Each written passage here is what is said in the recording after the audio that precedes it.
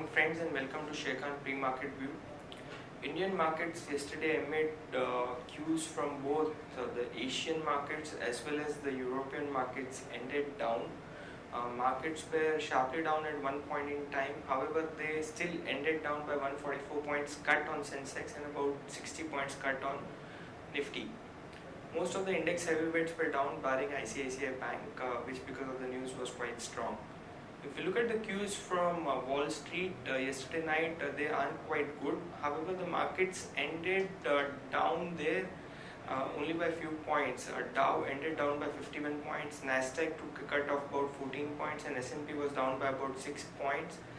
This is after a lower crude oil price, which dragged down the energy shares as well as the consumer shares out there. In early morning trades from the Asian markets, most of the Asian markets are quite strong and upbeat after a sharp correction in the last week.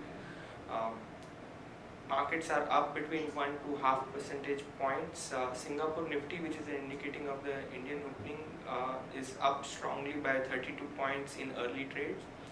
If you look at the flows, flows continues to be negative from FIIs. They have been sellers in the emerging market as well as in India. They sold about 1032 crores worth of index future yesterday.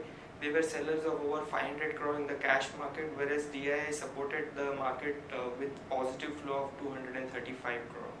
So after this gap up opening, how Nifty is likely to behave throughout the day? Let's have a view from our derivatives team. Good morning friends, let's have a derivative check on the market now. Yesterday we have seen Nifty has corrected by around 1% and we have seen cost of carry has gone down considerably and has gone to 1.5% from 7.1% with a shed of around 3.14 lakh shares in open interest, indicating that some sort of support could be seen in the markets going ahead. PCR is also at 0.87 levels, it is in the comfort zone, or we say markets usually tend to bottom out around the 0.8, 0.85 zone. So we are right now at 0.87, indicating that we could see some sort of bottom being formed or some sort of support in the market coming in at around the levels of 8500. VIX is slightly up at 15.66 versus 14.89%. On the options activity, we have seen there was heightened activity in the call option side, and we have seen 86, 87 and 8800 shares somewhere adding close to 10% to 44%, with 8600 call adding highest 44% in open interest, indicating that upside potential for the markets could be limited to 8600, 8650 zones.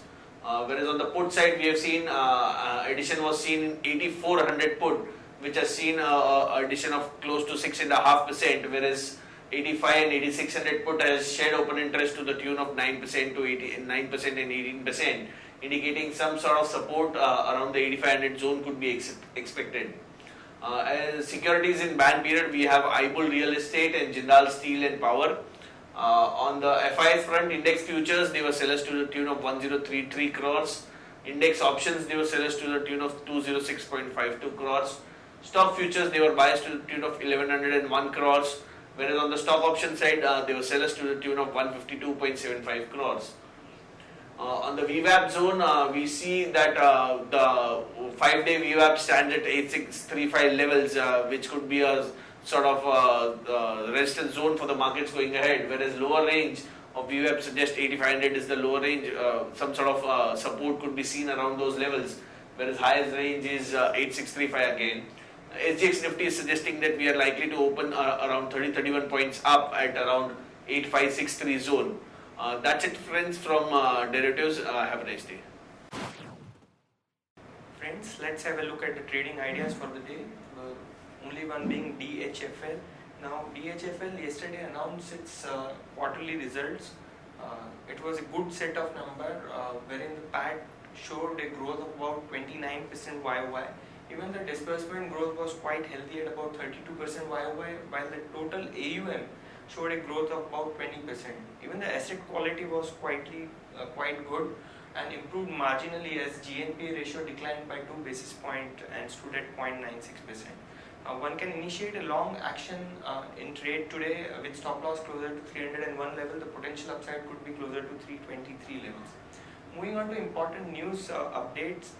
DAGO has announced the opening of a new business service center in Bangalore, which will start its operation in October next year and employ around close to 1,000 people by the end of 2017.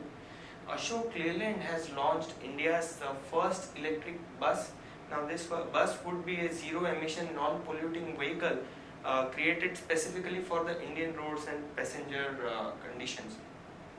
Center has proposed 26% peak rate for GST. The four-tier GST structure which is going to be there in this meet, there has been this proposal, and the rates have been kept between 20 to 25% of all taxable goods which may come in. As per media reports, anti-dumping duty is likely on chemicals from 3 nations.